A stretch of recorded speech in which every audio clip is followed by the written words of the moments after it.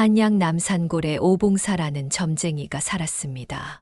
오봉사는 18에 천연두를 앓다 눈을 잃었으나 그때부터 주역을 공부하여 40이 되기 전에 이미 8궤를 꿰뚫었다고 합니다. 스승님, 제가 어찌하면 좋겠습니까? 주역은 전기를 읽는 것이 아니라 인심을 읽는 것이니라. 내 앞이 보이지 않는 것이 오히려 더 잘 볼 수 있는 길이 될 것이다. 스승의 말씀대로였습니다. 오봉사는 사람의 목소리만 들어도 그 사람의 운명을 훤히 내다보았지요. 특히 사람의 마음 속에 숨겨진 비밀을 들추어내는 재주가 탁월했답니다. 날이 금일 밤 도적이 들 것이니 준비하시오. 그래서 내 집 재물을 노리는 그놈이 누구요? 문 밖에서 듣고 있는 나리의 종, 돌쇠라는 놈이 외다. 과연 그날 밤 도둑이 들었는데 미리 준비하고 있던 나리가 잡아보니 바로 돌쇠였답니다. 이런 일화가 퍼지면서 오봉사를 찾는 손님이 날로 늘어났지요. 한편 홍대근이란 사내가 있었습니다. 이른바 한양 장안의 오입쟁이였지요. 어찌나 여자를 밝히는지 발바닥에 불난 홍서방이란 별명이 따라다녔답니다. 여봐라, 저기 가는 저 여인은 누구의 아내인고? 아이고 나리, 그이는 경상도 어사또의 셋째 따님이라 하옵니다. 그런가? 그럼 내일은 경상도 어사또 댁 근처를 어슬렁거려야겠구나. 홍대근은 이렇게 안악내만 보면 헐떡거리며 쫓아다녔습니다. 처녀건 유부녀건 가리지 않았지요. 그에게 이런 버릇이 생긴 데는 사연이 있었습니다. 20살의 장가를 들었는데 첫날 밤을 치르고 난 뒤 본처가 도망을 가버린 것입니다. 이보시오. 첫날 밤에 신부가 도망을 갔다는 게 말이나 돼요? 이런 망신살이 있나? 알고 보니 신부가 이미 들병이와 정이 들어 있었다 하더군요. 서방이란 작자가 얼마나 미덥지 못하면 첫날 밤에 도망을 간단 말이오. 그 후로 홍대근은 남의 여자를 탐하는 버릇이 생겼습니다. 특히 유부녀를 꿰어내는 솜씨가 남달랐지요. 그러던 어느 날 홍대근은 투전판에서 박치라는 사내를 만났습니다. 박치는 노름에 미쳐 밤낮으로 투전판을 전전하는 사내였지요. 여보게 박치, 자네가 항상 여기 투전판에만 있으면 자네 마누라는 집에 혼자 있나? 그러게 말이오. 요즘 큰 판이 자주 열려 집에 들어갈 틈이 없다오. 그래도 어쩌겠소. 이 판을 놓칠 수는 없으니 말이오. 홍대근은 박치의 집을 찾아갔습니다. 그런데 이게 웬일입니까? 박치의 아내가 하도 아름다워 홍대근은 그만 넋을 잃고 말았지요. 누구신데 여길 찾아오셨는지요? 박치 형님과 친분이 있어 지나가던 길에 문안 인사나 드리려 왔습니다요. 그날부터 홍대근은 박치가 투전판에 가면 어김없이 그의 집을 찾았습니다. 처음엔 박치의 아내도 거절했지만 날이 갈수록 홍대근의 달콤한 말에 넘어가고 말았지요. 여보, 오늘은 큰 판이 열린다 하니 늦게 들어올 테요. 알겠사와요. 부디 조심히 다녀오시어요. 박치가 이렇게 말하면 그의 아내는 얼른 홍대근에게 기별을 넣었답니다. 한 번은 이런 일도 있었지요. 여보게 박치, 자네 마누라가 장에 가는 걸 보았다네. 그래? 그럼 바로 투전판으로 가야겠구먼. 홍대근이 일부러 박치를 투전판으로 보내고 그의 집을 찾아간 것입니다. 그런데 그날따라 박치가 투전판에서 일찍 돌아왔지요. 여보, 마누라, 내가 왔소. 홍대근은 얼른 벽장 속으로 들어가 벌거벗은 채 숨었습니다. 가슴이 터질 듯이 뛰었지요. 그때 방 안으로 들어온 박치는 아내의 베개 곁에 놓인 은비녀만 낚아채 나가버렸습니다. 이것마저 가져가시면 어쩌란 말이오. 그 입 다물어. 지금 큰 판이 있는데 급하다고. 이런 아찔한 순간이 여러 번 있었지만 홍대근은 멈출 수가 없었습니다. 그러다 박치의 눈초리가 심상치 않음을 느끼고 오봉사를 찾아갔지요. 오봉사의 점집은 남산골 입구에 자리 잡고 있었습니다. 처음엔 허름한 초가집이었지만 그의 신통한 점괘 덕에 복채가 쌓이고 쌓여 이제는 기와 집까지 장만했다고 하니 그의 명성이 어떠했는지 짐작할 수 있겠지요. 점쟁이 양반, 제 운수를 좀 봐주시겠습니까? 홍대근이 들어서자마자 오봉사의 얼굴이 창백해졌습니다. 평소 차분하던 오봉사의 목소리가 떨리기 시작했지요. 그대의 목소리에서 살기가 느껴지는구려. 비비린내가 가득하고 오봉사는 잠시 말을 멈추고 턱수염을 매만졌습니다. 그러더니 갑자기 소리를 질렀지요. 질질 끌다가는 시퍼런 낫에 목이 날아가. 빨리 손을 끊어. 9월은 피를 피해야 혀. 그 여자 목숨도 풍전등화야.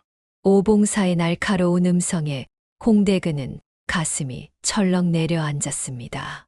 그간 있었던 위험한 순간들이 주마등처럼 스쳐 지나갔지요. 그때였습니다. 서방님, 식사 드시지요.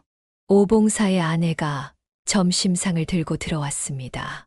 20살은 좋기 어려 보이는 젊은 아내였지요. 쌀쌀한 가을바람에 볼이 발그레하게 물들어 있었고 속적삼이 비치는 저고리 사이로 하얀 목덜미가 드러났습니다. 홍대근은 순간 정신이 아득해졌습니다. 그동안 수많은 여인들을 품어보았지만 이토록 고운 자태는 처음이었지요. 아니, 장님이 어찌 저리 고운 색시를. 홍대근이 중얼거리자 오봉사의 아내가 홍대근을 흘낏 쳐다보았습니다. 그 눈빛에 야릇한 기운이 서려 있었지요. 서방님, 더운데 식사나 어서 하시지요. 오봉사의 아내는 허리를 굽혀 밥상을 내려놓으며 야릇한 웃음을 지었습니다. 홍대근의 하초가 뜨거워졌지요. 그는 더 이상 그 자리에 있다가는 큰일이 날 것 같아 서둘러 자리를 피했습니다. 점쟁이 양반, 그럼 이만 물러가겠소. 홍대근은 밖으로 나와 골목에 몸을 숨겼다가 점심상을 이고 가는 오봉사의 아내를 몰래 따라갔습니다. 오봉사의 아내는 살포시 걸음을 옮기며 꽃잎이 흩날리듯 요염한 자태를 뽐내고 있었지요. 저리 고운 몸을 장님에게 허비하다니. 홍대근은 입맛을 다시며 그녀의 뒤를 밟았습니다. 오봉사의 집은 남산골 중턱에 자리 잡고 있었는데 담장이 높고 대문도 견고했지요. 하지만 뒤편으로 돌아가면 후원의 작은 문이 있었습니다. 오봉사의 아내가 대문 안으로 들어서려는 순간 홍대근은 민첩하게 그녀의 뒤를 따라 들어갔습니다. 아니, 누구십니까? 홍대근은 한 손으로 오봉사 아내의 입을 틀어막고 다른 손으로는 그녀가 이고 있던 점심상을 받쳐들었습니다. 그리고는 대문을 걸어 잠갔지요. 이러시면 안 됩니다. 남편이 알아챌 거예요. 가만히 계시오. 누가 소리라도 들으면 큰일 나오. 그런데 이상한 일이었습니다. 오봉사의 아내는 겉으로는 저항하는 듯 했으나 그 눈빛은 전혀 다른 이야기를 하고 있었지요. 오히려 홍대근의 손길을 기다리고 있었다고나 할까요. 두 사람은 그렇게 한바탕 운우지정을 나누었습니다. 홍대근은 그간의 경험이 무색할 만큼 뜨거운 정열을 느꼈답니다. 일을 치른 후 그는 회심의 미소를 지으며 다시 오봉사의 점집을 찾았습니다. 왜 또 왔어? 오봉사의 목소리가 싸늘했습니다. 급하게 하나만 더 물어보려고요. 혹시 본서방이 알고 있을까요? 그 순간 오봉사의 얼굴이 피에 물든 듯 붉어졌습니다. 땀방울이 이마에 맺히더니 떨리는 목소리로 외쳤지요. 빨리 도망가. 본서방이 바로 이 근방에 있어. 홍대근은 깜짝 놀랐습니다. 오봉사가 자신이 저지른 일을 모두 알고 있다고 느껴졌고 꽁지가 빠지게 달아났죠. 그날 이후 홍대근은 한동안 전전긍긍했습니다. 오봉사의 점집 근처도 가지 않았고 박치의 집에도 발걸음을 끊었지요. 하지만 한 달이 지나고 두 달이 지나도 아무 일이 없자 점차 긴장이 풀리기 시작했습니다. 에이, 장님이 무슨 점을 치겠나. 그저 공연한 협박이었을 뿐이지. 8월 말이 되자 홍대근은 또다시 오봉사의 아내를 찾아갔습니다. 오히려 전보다 더 담대해졌지요. 여보게 점쟁이 마누라 남편이 보지 못하는 걸 어찌 알겠나? 하지만 서방님, 이젠 정말 조심해야 해요. 남편이 요즘 들어 더 예민해졌어요. 그러던 9월 초하루, 홍대근은 박치의 집을 찾았습니다. 날이 저물 때까지 박치가 투전판에서 나올 기미가 없자 그의 아내와 밀회를 가졌지요. 그런데 이상한 일이었습니다. 이보시게 오늘따라 왜 이리 추운 겐가? 아이고, 문풍지가 떨어져서 그럴 거예요. 제가 덮을 것이라도 가져올게요. 박치의 아내가 방을 나간 사이 홍대근은 이상한 한기를 느꼈습니다. 그리고 희미하게 들려오는 발자국 소리. 이놈, 내 아내를 넘보다니. 박치가 손에 낫을 들고 방 안으로 들이닥쳤습니다. 알고 보니 박치는 이미 오래전부터 아내의 바람을 알고 있었고 오늘만을 기다렸던 것입니다. 형님, 잠깐만 제 이야기를 좀 들어보시오. 그날 밤 남산골에서 비명소리가 들렸다고 합니다. 홍대근은 박치의 낫을 피해 겨우 달아났습니다. 하지만 어둠 속에서 날아온 낫이 그의 어깨를 깊이 베었지요. 피를 흘리며 도망치던 그는 본능적으로 오봉사의 집을 향해 갔습니다. 살려주시오 오봉사 나리. 하지만 오봉사의 집 앞에는 이미 관가의 포졸들이 기다리고 있었습니다. 저자가 박치의 철을 겁박한 홍대근이오. 잡아라. 나중에 안 사실이지만 오봉사는 이미 오래전부터 모든 것을 알고 있었답니다. 자신의 아내가 홍대근과 내통하고 있다는 것도 박치의 아내가 위험에 처할 것도 모두 예견했던 것이지요. 오봉사는 미리 관가에 고변하여 홍대근의 죄상을 알렸고 동시에 박치에게도 경고를 보냈답니다. 살인이라는 큰 죄를 막기 위해서였지요. 홍대근은 곤장 80대를 맞고 3년의 유배형을 받았습니다. 오봉사의 아내는 남편의 자비로 절에 출가하여 새 삶을 살게 되었고 박치 부부는 고향으로 내려가 새로운 삶을 시작했다고 합니다. 훗날 유배에서 돌아온 홍대근이 오봉사를 다시 찾았을 때 오봉사는 이렇게 말했다고 합니다. 이제 알겠느냐? 사람의 욕심이란 것이 얼마나 무서운 것인지. 내가 그대의 목숨을 살린 것은 그대에게 새로운 삶을 살 기회를 주기 위해서였다. 이후 홍대근은 개과천선하여 시골에 내려가 농사를 지으며 살았다고 합니다. 때로는 오봉사를 찾아와 차 한 잔을 나누었다고 하네요. 이렇듯 인생의 깨달음은 때로 아픔을 통해 오는 법입니다. 오봉사는 앞을 보지 못했지만 오히려 그것이 사람의 마음을 더 깊이 들여다볼 수 있게 해주었나 봅니다. 다음 이야기가 지금 시작됩니다. 구독과 좋아요는 큰 힘이 됩니다. 옛날 조선 후기 경상도 한적한 시골 마을에 삼실이라는 과부가 살았답니다. 키가 훤칠하고 얼굴도 곱상한 삼실이는 어려서부터 부모님의 기대를 한 몸에 받고 자랐지요. 우리 삼실이는 얼굴도 예쁘고 성격도 좋으니 좋은 집안으로 시집 가겠구나. 하지만 팔자란 것이 뜻대로 되는 법이 없었답니다. 19에 시집을 갔지만 신랑은 18살임에도 아직 어미 품에서 헤어나오지 못하는 아이 같았지요.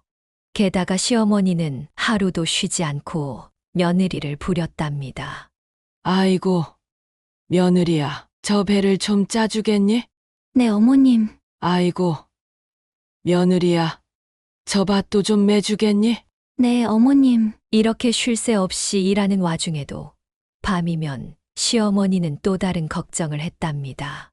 아이고, 우리 손자는 언제 볼 수 있을까? 삼실이의 어린 시절을 더 자세히 들여다보면 그녀는 바느질 솜씨가 남달랐답니다.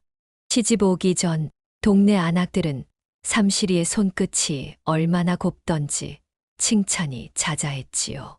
삼실이 바느질은 천상의 솜씨여. 그려, 저리 고운 손끝을 가진 게 복이지. 하지만 그런 솜씨도 시집에서는 빛을 보지 못했답니다. 시어머니는 바느질보다 밭일과 집안일을 더 중요하게 여겼거든요. 신랑 상철이는 또 어떠했을까요? 18살의 나이에 장가를 들었으나 밤마다 어머니 방으로 도망가기 일쑤였습니다. 어머니, 저 무서워요. 이 녀석아, 다 큰 어른이 뭐가 무섭단 말이냐? 시어머니는 매일 밤 상철이를 신방으로 떠밀었지만 그저 불안에 떠는 어린아이 같았지요. 서방님, 이리 와서 누워보셔요. 삼실이가 다정히 불러도 상철이는 구석에 웅크리고 앉아있기만 했답니다. 그렇게 3년이 지나서야 겨우 부부 구실을 하려나 했는데 상철이가 21가 되던 해봄 마을에 역병이 돌았습니다. 허약했던 상철이는 그만 열병을 얻고 말았지요. 아이고, 우리 아들. 제발 눈 좀 떠보렴. 상철아, 정신 차리고 어서 일어나 보렴. 시어머니와 삼실이는 밤낮으로 상철이를 간호했지만 소용이 없었답니다. 보름 만에 상철이는 그렇게 세상을 떠나고 말았지요.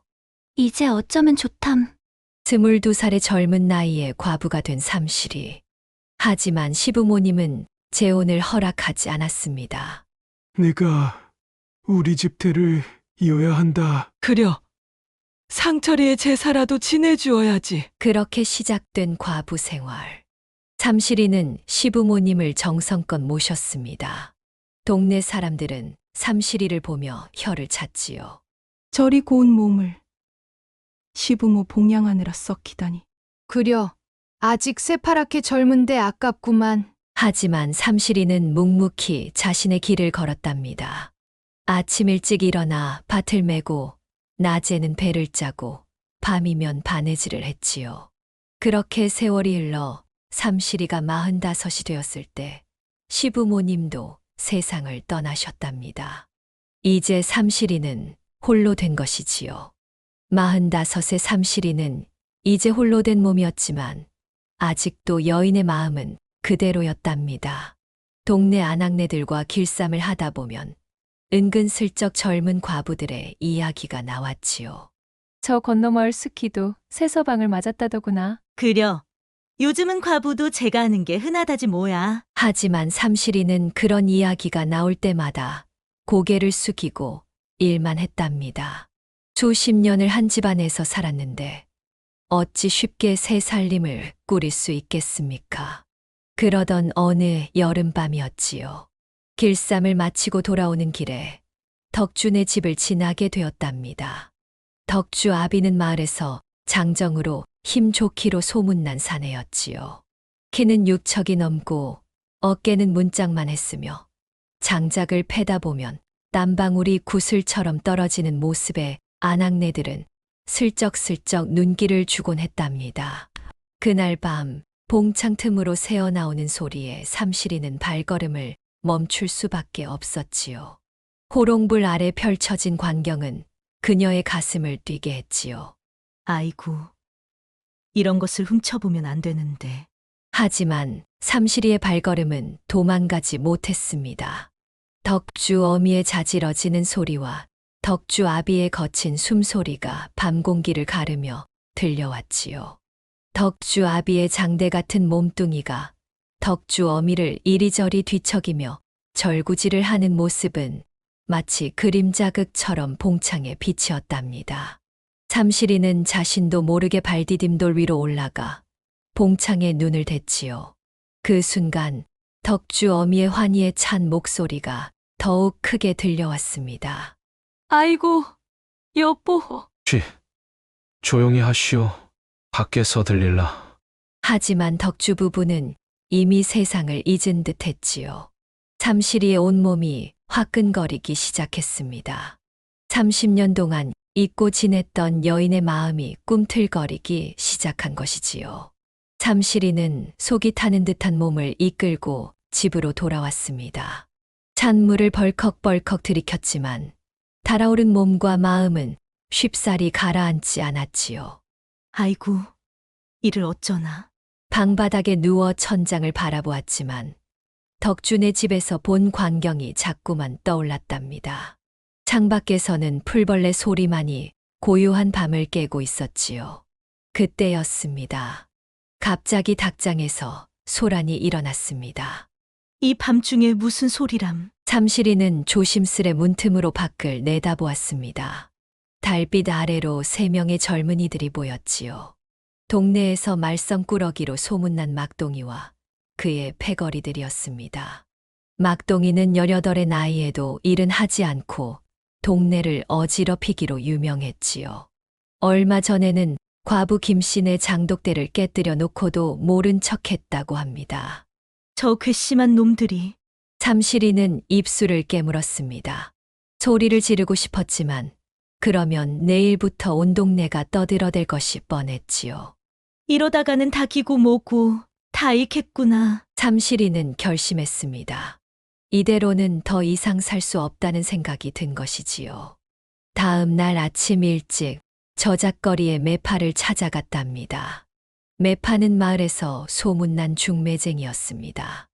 나이는 60이 넘었지만 눈빛은 여전히 날카로웠고 입담은 꿀이 흐를 정도였지요. 아이고, 이게 누구요? 삼실이 아니요? 매파는 삼실이를 보자마자 반갑게 맞이했습니다. 사실 매파는 오래전부터 삼실이를 눈여겨보고 있었답니다. 매파님, 저 이제는 정말 못 살겠어요. 왜 그러시나? 과부라고 업신여기니 닭도 훔쳐가고 논물꽃까지 터버리지 뭡니까? 매파는 심실이의 말을 듣자 눈을 반짝였습니다. 기다렸다는 듯이 무릎을 치며 말했지요. 잘 되었구만. 마침 좋은 서방님이 계시는데.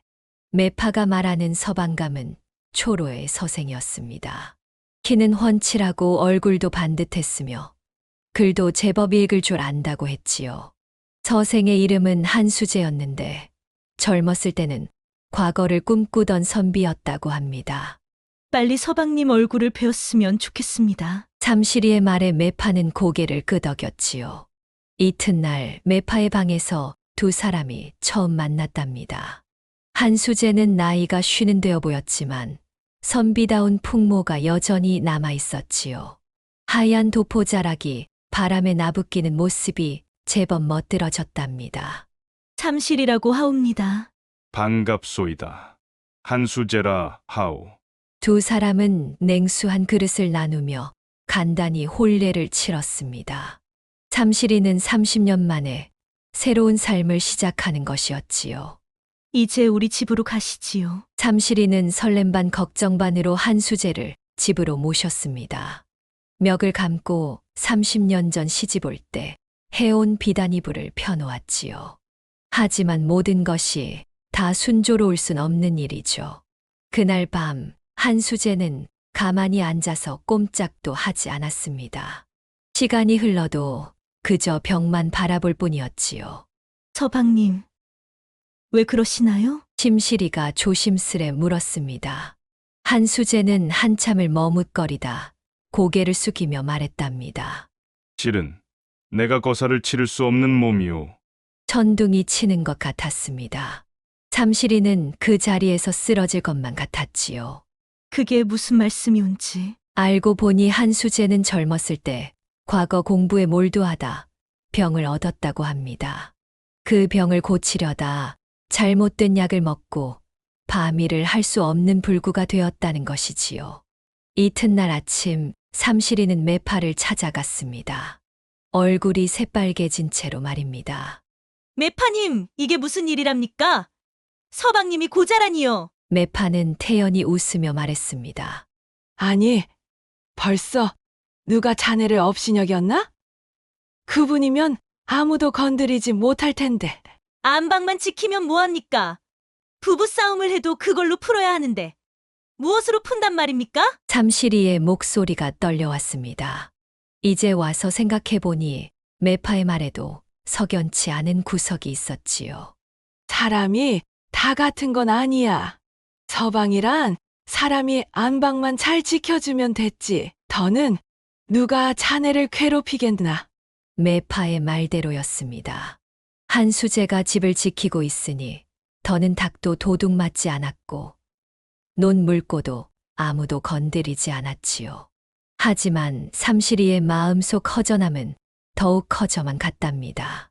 밤이면 덕준의 집 봉창에서 보았던 광경이 자꾸만 떠올랐고 가슴 한켠이 텅 비어 있는 것만 같았지요. 내 팔자가 이리 기구한가. 그렇게 세월이 흘러갔습니다. 사람들은 삼시리네 집을 지나칠 때마다 이렇게 말했답니다. 삼시리는 복이 있네.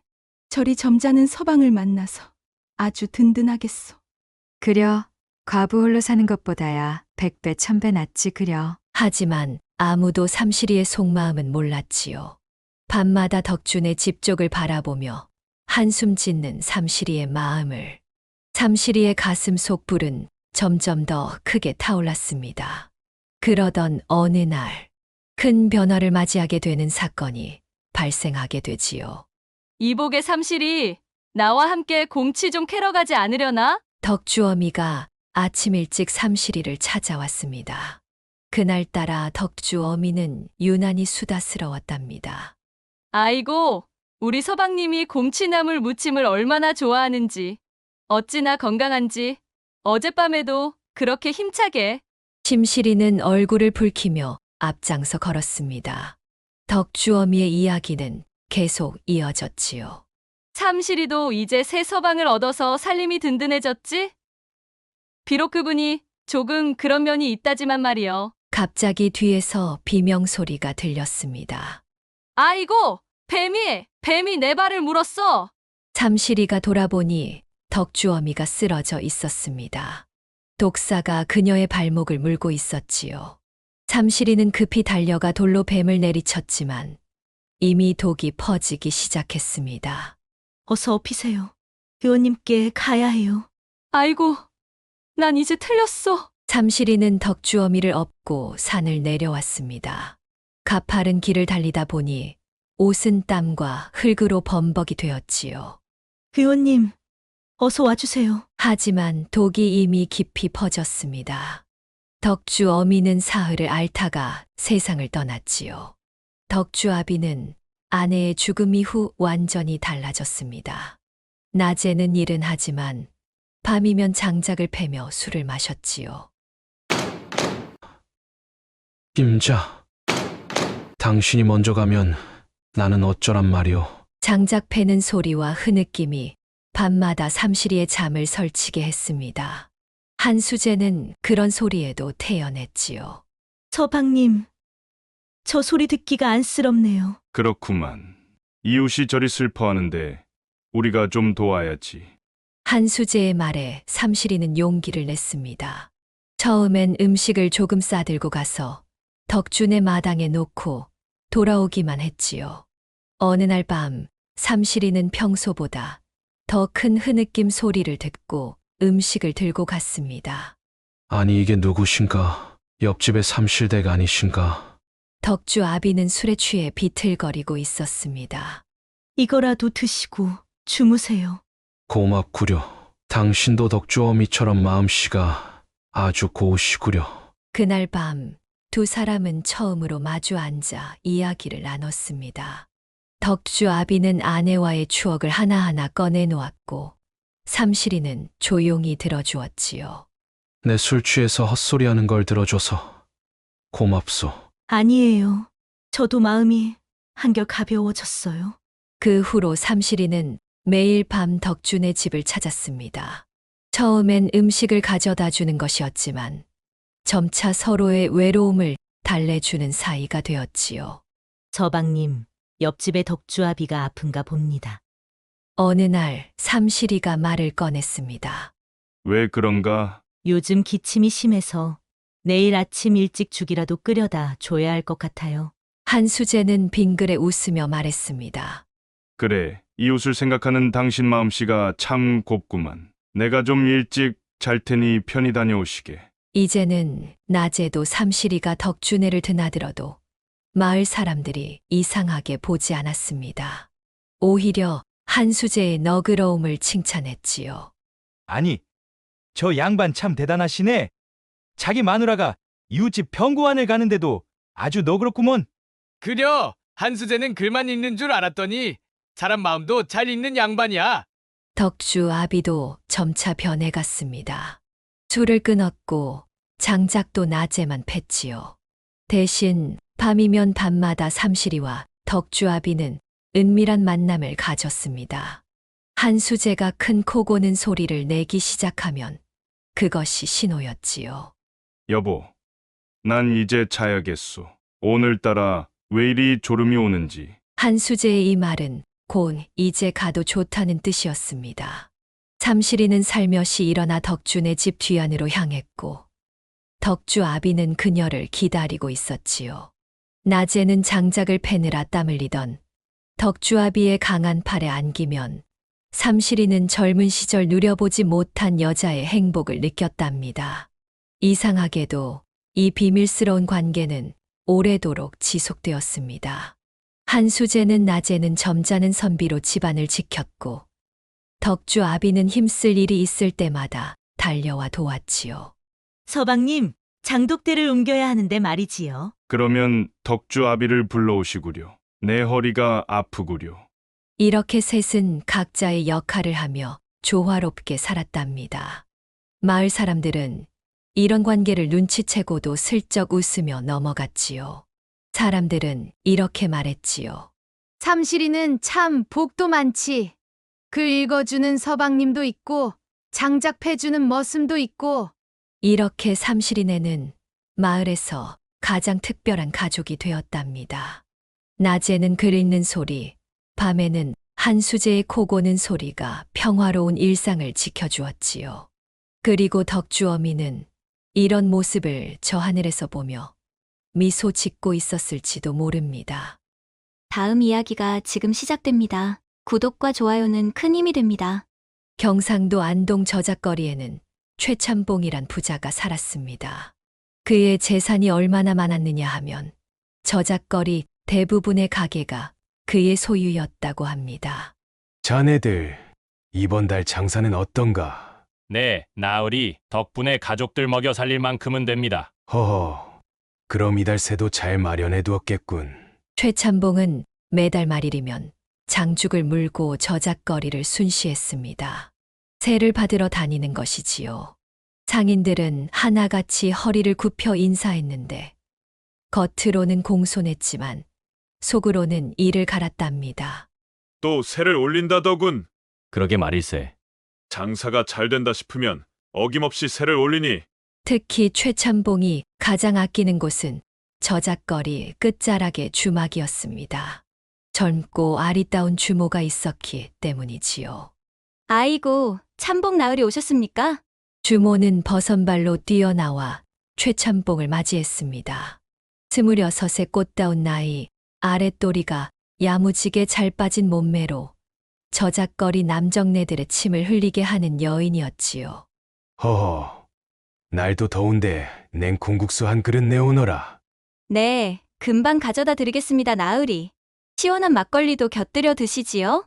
주모는 최참봉의 앞에 물수건을 내놓고 곧이어 차가운 콩국수와 막걸리를 내왔습니다. 최참봉은 술잔을 기울이며 주모의 허리춤을 슬쩍 쓰다듬었지요. 아이 참, 나으리도. 허허, 내가 있어 이 주막이 번창하는 거란다. 너야말로 내 보배로구나. 하지만 이들의 모습을 지켜보는 눈이 있었습니다. 주막 구석에서 막걸리를 마시던 두 사내였지요. 겉보기에는 떠돌이 장군 같았지만 실은 대근이파의 도둑들이었답니다. 저기 봐라. 전대가 배보다 더 불룩하구나. 그래, 오늘이 월말이니 세금을 다 거둔 모양이야. 두 도둑은 음험한 미소를 지으며 술을 들이켰습니다. 최참봉이 콩국수를 두 그릇이나 비우고 막걸리까지 거하게 마신 것을 유심히 지켜보았지요. 이제 곧 움직일 거야. 저렇게 먹어댔으니. 그래, 틀림없이 뒷감부터 찾을 테지. 최참봉은 터덜터덜 걸음을 옮겼습니다. 콩국수와 막걸리가 배 속에서 꿈틀거리는 것이 집까지 가기도 전에 급한 일이 생길 것 같았지요. 빨리 집에 가야겠구나. 간신히 집에 도착한 최참봉은 허겁지겁 뒷간으로 달려갔습니다. 바지를 내리며 전대를 풀어 감나무 가지에 걸어두었지요. 휴, 이제야 살겠네. 바로 그때였습니다. 담장 밖에서 쉬익 하는 소리가 들렸습니다. 형님, 내 등을 밟고 올라가시오. 한 도둑이 담장 밑에서 허리를 숙이자 다른 도둑이 그의 등을 밟고 담을 넘었습니다. 뒷간에 앉아 있는 최참봉의 귓가로 미묘한 소리가 들려왔지요. 아니 이게 무슨 소리지? 하지만 최참봉은 지금 그 소리에 신경 쓸 처지가 아니었습니다.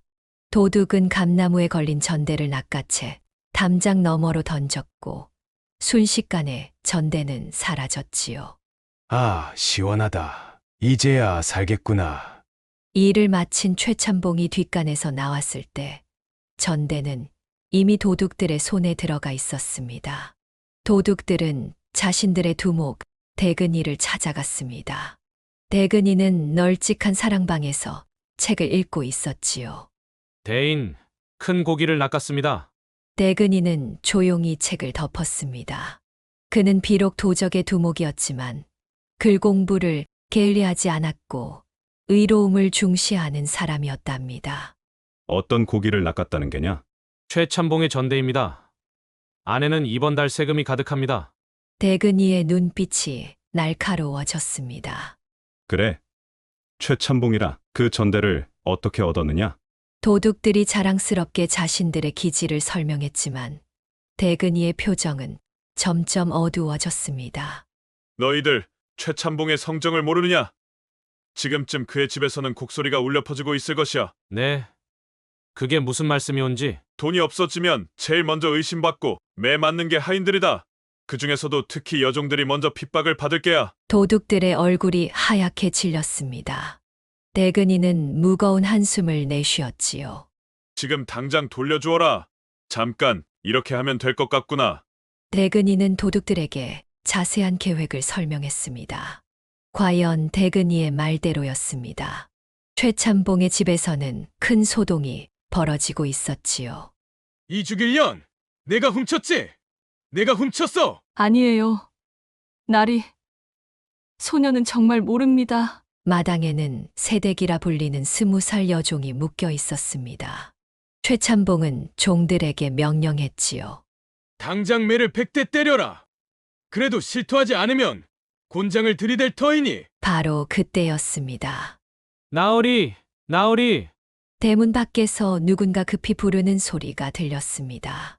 두 사내가 허겁지겁 들어왔지요. 나으리, 이것 보십시오. 저작거리에서 주워온 것인데. 도둑들이 내민 것은 다름 아닌 최참봉의 전대였습니다. 아니, 이건 분명 내 전대가 아닌가? 최참봉은 눈을 크게 떴습니다. 네, 나으리께서 주막에서 나오실 때 떨어뜨리신 모양입니다. 저희 대인께서 급히 돌려드리라 하셨죠? 허허, 이거 고맙구나. 자, 수고비를 줄 테니 여기 밖에나. 최참봉이 전대를 풀려하자 도둑들이 급히 말했습니다. 아니옵니다. 다만 저희 대인께서 한 가지 부탁을 하셨습니다. 부탁이라니? 전대를 돌려받으셨다는 증서를 써주시면 좋겠다 하셨습니다. 최참봉은 잠시 생각에 잠겼습니다. 증서를 써주는 게 좀 꺼림칙했지만 한편으로는 전대를 찾은 기쁨에 흔쾌히 수락했지요. 그거야 얼마든지 해줄 수 있지. 잠깐만 기다려 보시게. 최참봉은 서둘러 방으로 들어가 증서를 썼습니다. 금일 분실한 전대를 대근이의 부하들이 찾아주어 온전히 돌려받았음을 증명함. 경상도 안동 최참봉 서명날인. 자, 이걸로 되었느냐? 하지만 증서를 들고 나왔을 때는 이미 두 사내의 모습이 보이지 않았습니다. 그리고 허리춤을 만져보니 전대도 없어졌지요. 아니, 이놈들이! 최참봉은 그제야 자신이 속은 것을 깨달았습니다. 전대도 잃고 증서까지 써준 꼴이 되어버린 것이지요. 소문은 빠르게 퍼졌습니다. 최참봉이 의적 대근이한테 당했다더군. 그래? 아니, 그 대근이가 어떤 사람인데? 글쎄, 가난한 이들의 편이라는데. 최참봉은 며칠째 방에서 나오지 않았습니다. 자신의 욕심이 부른 결과였지요. 주막에서 과하게 마시지만 않았어도, 여종을 함부로 의심하지만 않았어도, 그러던 어느 날 주막 주모가 찾아왔습니다. 나으리, 이것 좀 보세요. 주모가 내민 것은 봉투였습니다. 안에는 은자 100냥과 편지가 들어 있었지요. 최참봉 어르신께 이번 일은 어른의 탐욕을 일깨우고자 한 작은 경고였습니다. 빼앗은 돈은 가난한 이들에게 나누어 주었으니 이 은자는 여종들의 몫으로 써주시기 바랍니다. 최참봉은 한참을 편지를 들여다보았습니다.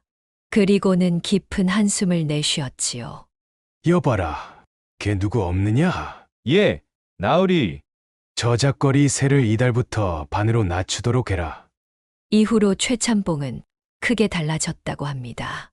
세도 적정하게 받고 장사가 어려운 이들은 몇 달간 세를 면제해 주기도 했지요. 그리고 매달 말일이면 어김없이 은자 10냥씩을 주막 처마 밑에 두었답니다. 대근이를 위한 술값이라며. 이렇듯 사람의 욕심은 끝이 없지만 때로는 작은 깨달음이 큰 변화를 가져올 수 있다는 교훈을 남겼답니다.